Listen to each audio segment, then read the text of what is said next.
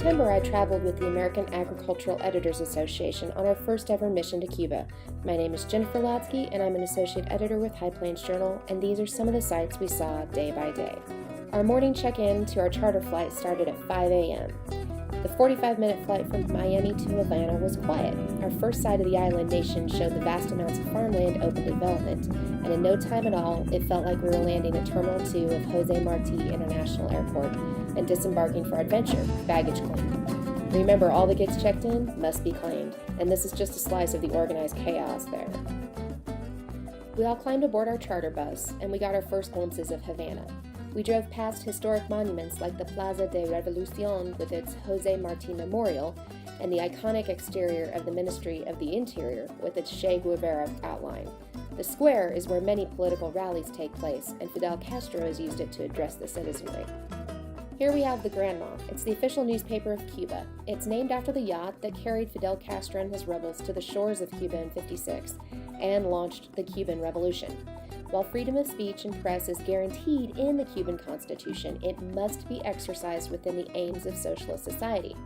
So the media is under supervision of the Communist Party's Department of Revolutionary Orientation, or the Propaganda Office. Foreign press, like ourselves, can work in the country, and our visas were issued as journalist visas by the Cuban government. Cuba works under a dual currency system, the convertible peso or CUC and the Cuban peso. The CUC is the replacement for the US dollar in Cuba, and while it's a one-to-one value, when you account for the exchange tax and fees, it's really 87% of the value of the dollar. It's only exchangeable within Cuba. CUCs are tourist money, while pesos are the domestic currency that Cubans are paid as wages. Eventually, the CUC will be scrapped and unified with the lower-valued Cuban peso. We are at Old Havana, or La Habana Vieja. This was settled by the Spanish in 1519 and is the oldest point in Havana. It was the original stopping place for Spanish galleons returning home. Today it's a tourist site with street performers, artists, musicians, and more vying for a little bit of the new tourist dollars.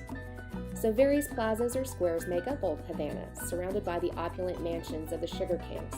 It's interesting to note that some of the cobblestones that are set there come from the ballast of ships that came from places like Boston during the colonial sugar trade. This is the Cathedral of the Virgin Mary of the Immaculate Conception. It, like many of the buildings in Old Havana, is built from blocks of coral cut from the Gulf of Mexico seafloor. You can even see marine fossils in the facade. Legend says that the cathedral once held the bones of Christopher Columbus in its altar of the gospel. Cuba is a communist country, and while the government does not restrict religious practice, religious people were not allowed to join the Cuban Communist Party under Fidel Castro's rule. That all changed in 1991 when the Communist Party began to allow believers following the collapse of the Soviet Union. Raul Castro has even stated after Pope Francis's visit in 2015 that the hardline stance is easing up further. One of the most famous spots is the Palacio de los Capitanes Generales, or the former governor's residence. All the governors of Havana used to live here, but it is now the museum of the city of Havana. It's located on the eastern side of the Plaza de Armas, one of the main tourist sites. Visitors mostly note the wooden pavers in the plaza. Legend has it that one colonial governor's wife used to take an afternoon nap, and the sound of hooves clattering on stone would disturb her. So her husband ordered all of the stones be removed and replaced with wood so she could nap in peace.